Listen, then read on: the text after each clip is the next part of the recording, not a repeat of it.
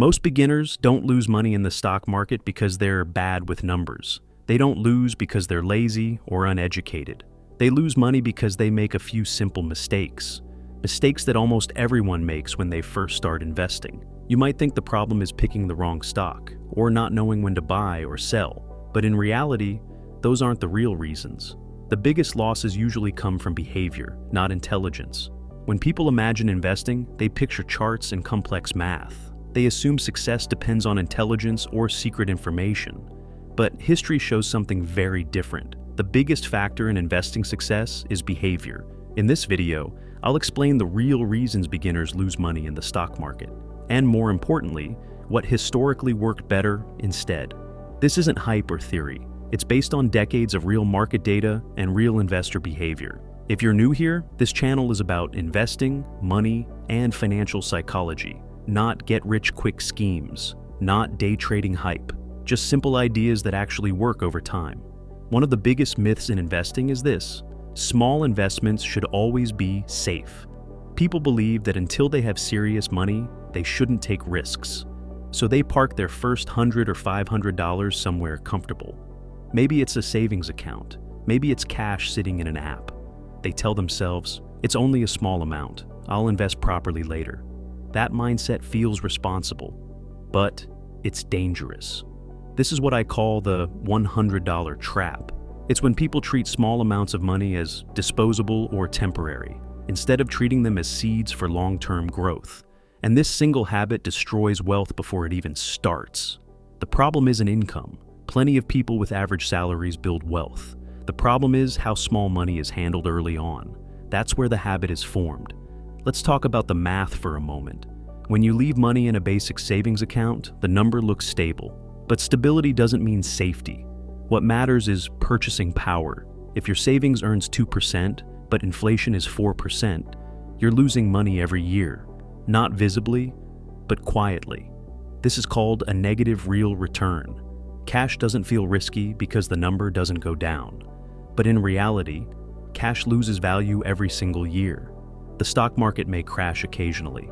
Cash crashes slowly, every day. Over long periods, this difference becomes massive. Small monthly investments grow dramatically when exposed to growth assets, while safe money barely keeps up.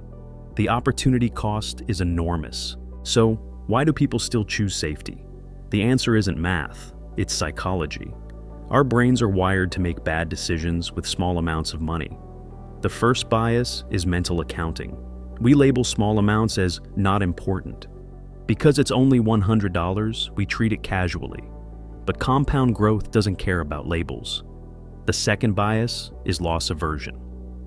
Losing feels worse than winning feels good. So, people avoid volatility, even when volatility is necessary for growth.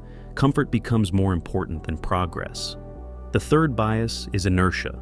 It takes effort to open an investment account. It takes no effort to do nothing, so money sits idle for years. The final bias is present bias. We prefer immediate access over future gain. We want money available now, just in case, even when long-term growth matters more. These biases create a cycle. Money comes in, it sits safely, then it gets spent. People say they'll invest once they reach a real amount, $5,000, $10,000, but waiting trains fear, not confidence. When that bigger amount finally arrives, the fear is even stronger, because now the money feels important, so it stays trapped in safety again. The cycle repeats. There is no such thing as a starter investment. There is only investing. The rules don't change based on the amount. Time and consistency matter more than size. Fractional shares remove the old excuses. You don't need hundreds of dollars anymore. You can invest small amounts immediately. The habit matters more than the number. Automation is powerful. When investing is automatic, behavior improves. You remove emotion from the decision, and emotion is what causes most losses. Volatility isn't a flaw, it's the price of admission. Short-term drops don't matter if your timeline is long. Checking too often creates fear. The $100 trap feels safe, but it's expensive. Comfort today costs freedom tomorrow. Investing isn't something you do after you're rich. It's how you get there. Treat every dollar like capital. Even small amounts deserve growth.